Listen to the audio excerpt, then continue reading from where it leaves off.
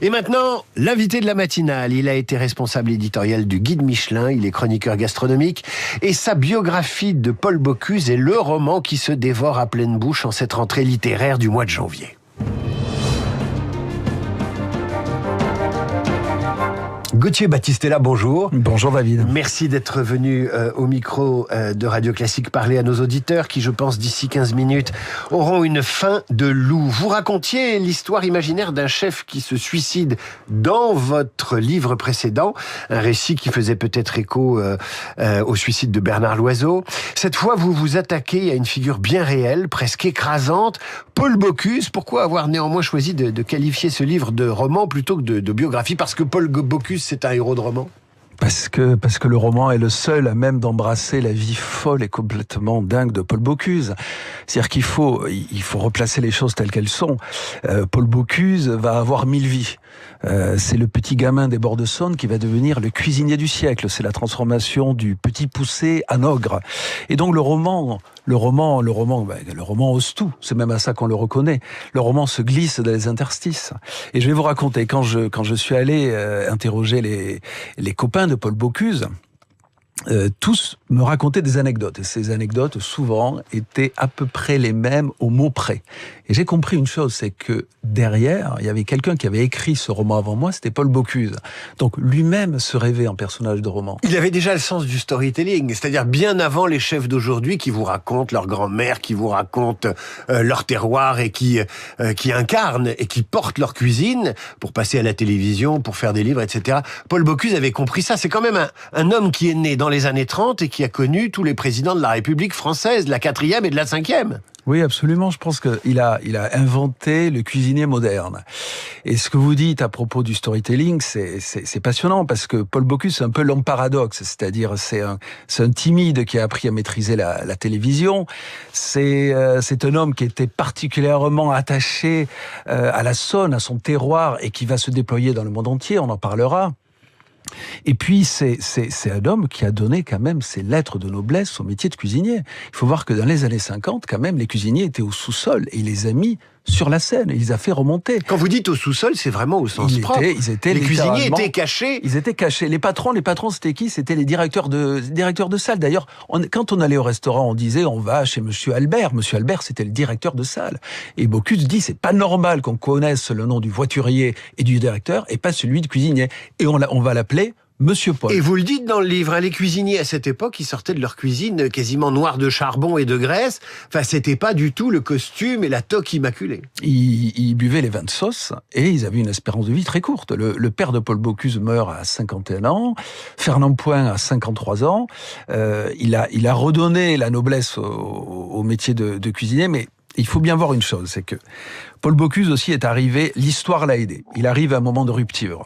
C'est-à-dire qu'il s'engage en 1945, il est blessé à la guerre, on lui transfuse du sang américain, on lui tatoue un coq sur l'épaule, et donc partant de là, il se dit j'ai plus rien à perdre.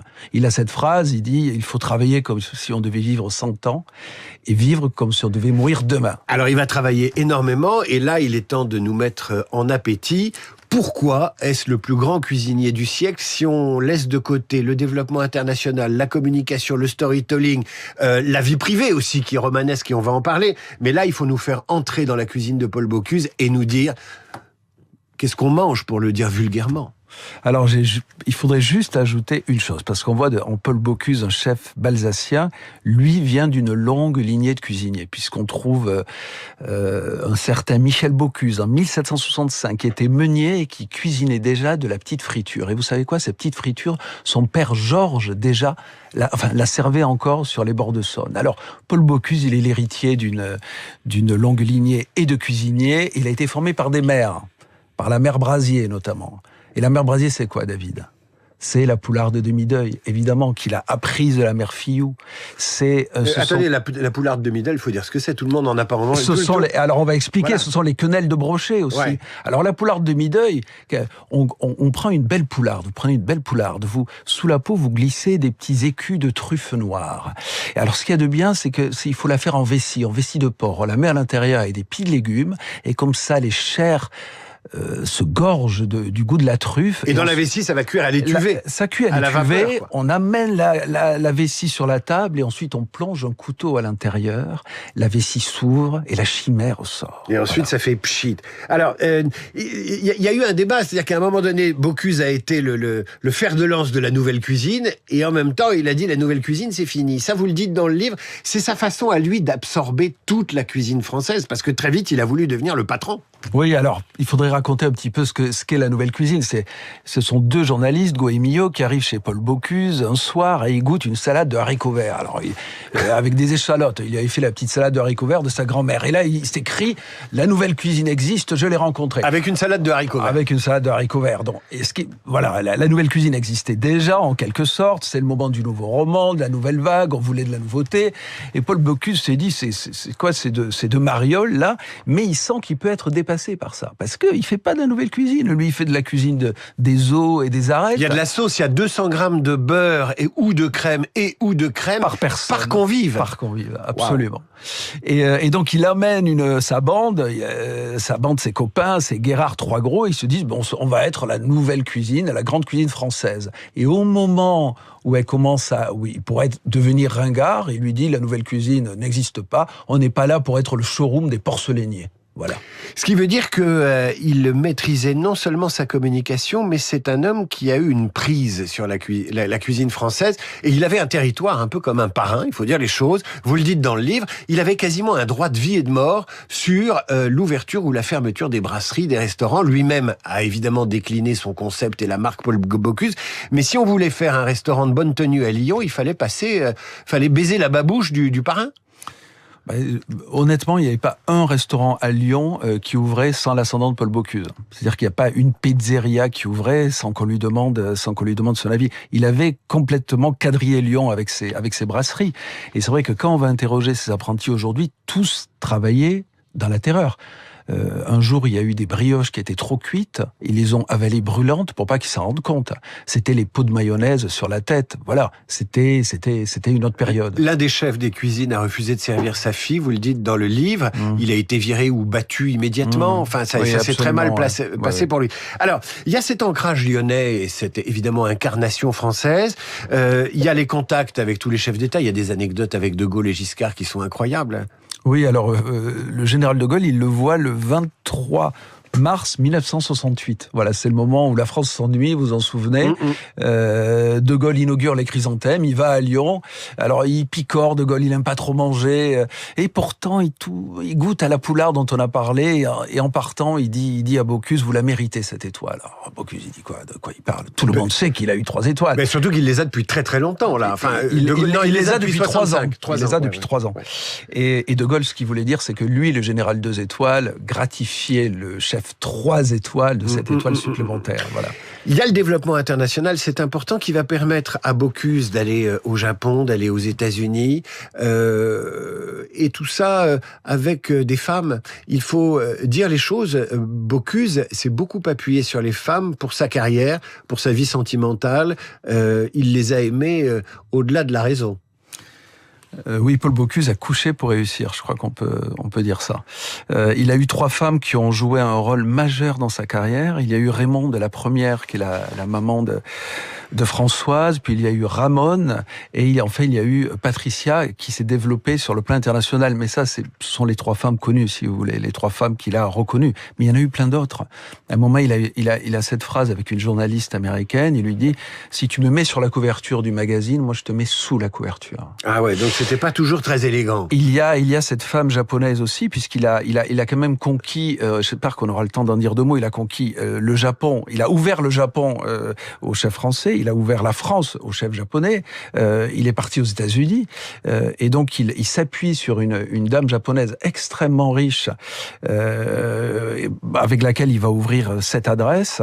Elle tombe littéralement amoureuse de lui, et un soir, il se fait appeler, il descend devant le bâtiment où il dînait avec ses amis, il y a une Rolls couleur lit de vin, et à l'intérieur il ouvre, les sièges sont en cuir de beurre frais, et elle lui dit, voilà monsieur Paul, c'est parce que je sais que vous aimez beaucoup le Bordeaux, donc elle est couleur Bordeaux, et à l'intérieur, beurre frais comme la Saule Fernand Poix. Elle lui offre la Rolls. Elle lui offre la Rolls. Alors, parlons des étoiles quand même, parce que vous n'avez pas évoqué l'épisode, puisqu'il meurt avant, il meurt en 2018, me semble-t-il, Paul Bocuse, et puis il va perdre sa 3e étoile peu de temps après. Et là, c'est à l'ancien responsable éditorial du Guide Michelin que je m'adresse, même si vous n'êtes pas responsable de cette dégradation. C'est un séisme pour toute la gastronomie, et c'est un message que le Guide Michelin envoie au secteur.